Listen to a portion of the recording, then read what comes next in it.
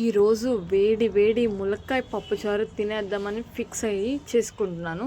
So ముందుగా కుక్కర్లో పప్పు వేసి కడుక్కొని దాని తర్వాత కుక్కర్లో ములక్కాయలు టమాటాలు వేసుకొని నీట్గా వాష్ చేసుకొని పక్కన పెట్టేసుకొని అందులో ఉప్పు వేసుకొని మీరు కొన్ని వాటర్ యాడ్ చేసుకొని ఉడకబెట్టి పెట్టుకోండి.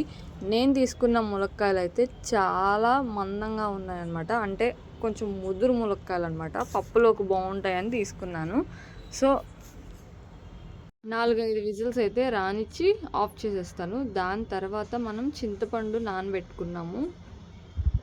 నెక్స్ట్ వచ్చేసి ఇక్కడ ములక్కాయలు అయితే ఉడికిపోయాయండి. చూస్తున్నారు కదా, చాలా సాఫ్ట్గా అయితే ఉడికిపోయాయి. ఇప్పుడు ఇవి తీసి పక్కకు పెట్టేసుకొని అదే కుక్కర్లో కందిపప్పు కడిగి నానబెట్టి పెట్టుకున్నాం కదా, అదైతే ఇందులోకి ట్రాన్స్ఫర్ చేసేసుకొని నేనైతే పప్పునైతే ఉడకబెట్టేసుకుంటున్నాను. పప్పులో వేసుకునేటప్పుడు నేను ఏమీ వేయలేదండి. ఉత్త పప్పే నేను కుక్కర్లో పెట్టేసుకొని విజిల్ అయితే రానిచ్చాను. ఒక 4-5 విజిల్స్ అయితే రానిచ్చాను. నానబెట్టుకున్నాం కాబట్టి త్వరగానే అయిపోతుంది, కొంచెం మెత్తగా అయిపోతుంది అనమాట. సో మూత తీసి చూసామా, ఎంత బాగా ఉడికిందోనండి.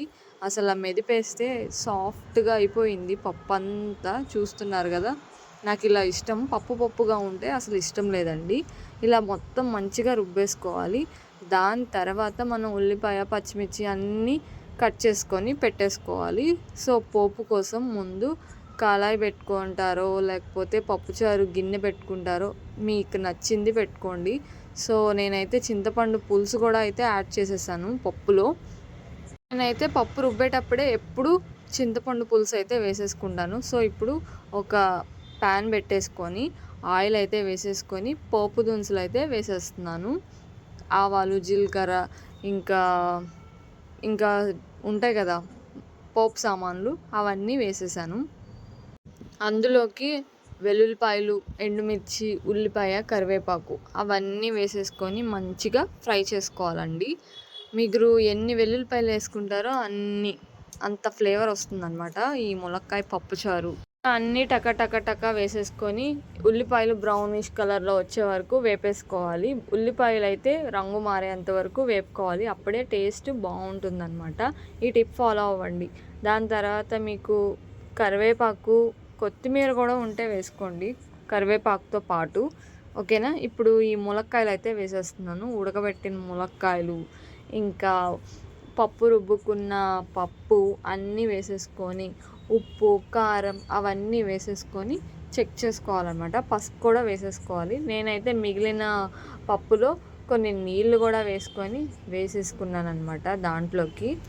ఇంకా అన్నీ వేసేసుకున్న తర్వాత ఒకసారి పప్పుని మంచిగా కలిపేసుకొని మనం టేస్ట్ అవన్నీ చూసేసుకున్న తర్వాత పప్పుని బాగా మరగనివ్వాలండి. ఎందుకంటే పప్పులోకి ఈ ములక్కాయ రసము అవన్నీ మొత్తం మిక్స్ అవ్వాలి కాబట్టి. సో అలా వదిలేసేయాలి. పప్పుకి ఎంత నీళ్ళు అయితే సరిపోతాయో అవి కూడా వేసేసుకోండి. పప్పుచారులోకి అప్పడాలు, ఊరమిరపకాయలు, ఇంకా ఆమ్లెట్, ఇంక ఇవన్నీ బాగుంటాయండి, చాలా బాగుంటాయి. ఉప్పు చేప కూడా బాగుంటుంది, ఒకసారి ట్రై చేయండి. అండ్ ఈ పప్పుచారు అయితే బాగా మరగాలండి. ఎంత మరిగితే అంత టేస్ట్గా ఉంటుందన్నమాట. సో పప్పు అయితే బాగా మరిగిపోయింది. నేనైతే ఇప్పుడు వేడి వేడి అన్నంలో కొంచెం నెయ్యి తగిలిచ్చి ఈ పప్పుచారు అయితే తినేస్తానండి. మీరు కూడా ఒక్కసారి ఈ రెసిపీ ట్రై చేయండి, చాలా బాగుంటుంది. ట్రై చేసిన వాళ్ళకి తెలిసిద్ది. కొత్త సబ్స్క్రైబర్స్ ఎవరైనా ఉంటే నా ఛానల్ చూస్తూ సబ్స్క్రైబ్ చేయని వాళ్ళు ఉంటే నా ఛానల్ని కొంచెం సపోర్ట్ చేయండి. And me friends and family మెంబర్స్కి షేర్ చేయండి, లైక్ చేయండి, కమెంట్ చేయండి, అన్నీ చేయండి. ముందుగా ఈ రెసిపీకి ఒక లైక్ చేయండి. బాయ్.